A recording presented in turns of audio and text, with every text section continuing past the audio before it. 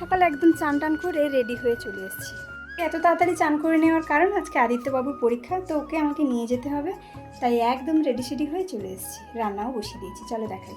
বসিয়ে দিয়ে চান করতে গেছিলাম, এসে দেখি ভাত আমার ফুটে গেছে। ভাত হয়ে গেছে, আর একটু পর ভাতটা নামিয়ে নেব। 10-15 মিনিটও হয়নি, ভাতটা ফুটে গেছে।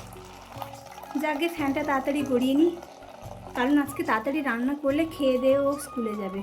আর আমারও আসতে যেহেতু দেরি হবে, পরীক্ষা যেহেতু একটুক্ষণ থাকতে হবে আমাকে, আমি তেমনি ওকে নিয়ে আসবো, তাই রান্না টান্না সব শেষ করে দিয়ে যাবো। তাই ঝটপট করে আমি 8:30 আজকে রান্না বসিয়েছি। আর ভাত তো হয়ে গেল, এখন 9টা বাজে।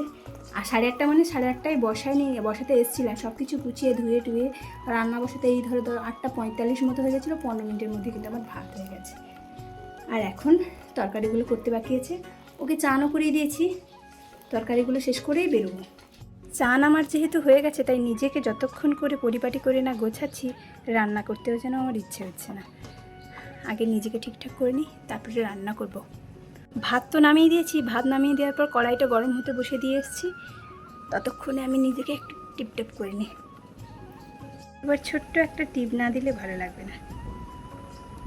টিপটা উপরের দিকে হয়ে গেল না। আসলে টিপ আমি সবসময় এক জায়গায় পরি না, কারণ এক জায়গায় ওই সাদা দাগ মতো হয়ে যায়, তাই আমি টিপটা এদিক সেদিক উঠিয়ে নামিয়ে পড়ি। তো আজকে একটু উঠিয়ে পড়লাম।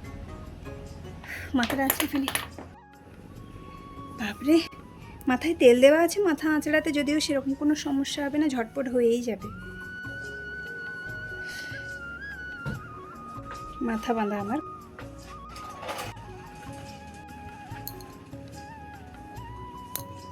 কচুগুলোকে এরকম সরু সরু করে কেটে নিয়েছি, ভেজে নেব। ভালো করে ধুয়ে নিয়ে কড়াইতে দিয়ে দিই, কারণ কড়াই অনেক আগেই গরম হয়ে গেছে। নুন হলুদ দিয়ে দিয়েছি, অল্প একটু জল দিয়েছি। এবার আমি ঢাকা দিয়ে দেবো।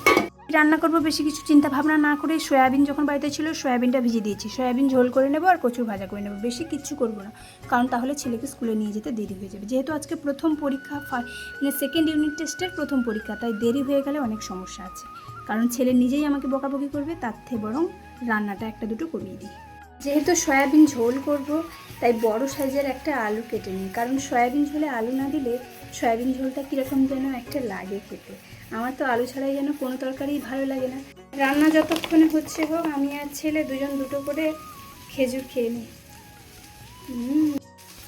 ভাবছি কটা ঢ্যাঁড়স ভেজে নেব। ঢ্যাঁড়স ভাজতে তো বেশি সময় লাগে না, তাই ঝটপট করে ঢ্যাঁড়সগুলো ভেজে হচ্ছে হোক। এখন যেহেতু প্রখর রোদ উঠেছে, তাই ভাবলাম জামা কাপড়গুলো তাড়াতাড়ি করে ধুয়ে দিই, তাই জামা কাপড়গুলো ভিজিয়ে দিলাম। এখন একটু শশা খেয়ে নিই, যা খিদে পাচ্ছে। সকাল থেকে কিচ্ছু খাওয়া হয়নি, রান্নাবান্না শেষ করে ছেলেকে স্কুলে নিয়ে যাবো, জানি না নিজে খেতে পাবো কিনা, তাই মাঝে মধ্যে যাটুকু পাচ্ছি ওটা খেয়ে নিতে হচ্ছে। সব কাজের মধ্যে আমার ভাজা কিন্তু হয়ে গেছে, এবার নামিয়ে নেবো। আর ঢ্যাঁড়সগুলো ভাজতে দিয়ে দিই। ঢ্যাঁড়স ভাজা আমার হয়ে গেছে, এবার নামিয়ে নেবো। নুন হলুদ দিয়ে সয়াবিনগুলোকে ভেজে নিচ্ছি। এবার কিন্তু আমি সয়াবিন ঝোলটাও বসিয়ে দিয়েছি, ভালো করে কষিয়ে নিলাম। এবার জল ঢেলে দিলেই সয়াবিন ঝোল রেডি। ঠিক আছে, জামা কাপড়গুলো ধুতে খুব সুবিধা হয়। দেখো জামা কাপড়গুলো আমি সব একে একে মেলে দিয়েছি। ছেলেকে কিন্তু স্কুল নিয়ে যাওয়ার জন্য একদম রেডি করে দিয়েছি, মাথাটা আঁচড়ে দিলেই হবে। ছেলেকে খেতে বসিয়ে দিয়েছি, এই যে ভাত আর কচু ভাজা দিয়েছি, ওটা দিয়ে এখন খেয়ে নেবে, পরে ঝোল দিয়ে খাবে। ছেলেকে নিয়ে যাবো স্কুলে, এই যে চলো যাই। আজকের ব্লগটা এই পর্যন্ত। কেমন লাগলো জানিও, যদি ভালো লাগে লাইক কমেন্ট করে পাশে থেকো। আর হ্যাঁ, ভালো থেকো, সুস্থ থেকো, সবাইকে ভালো লাগে। টাটা।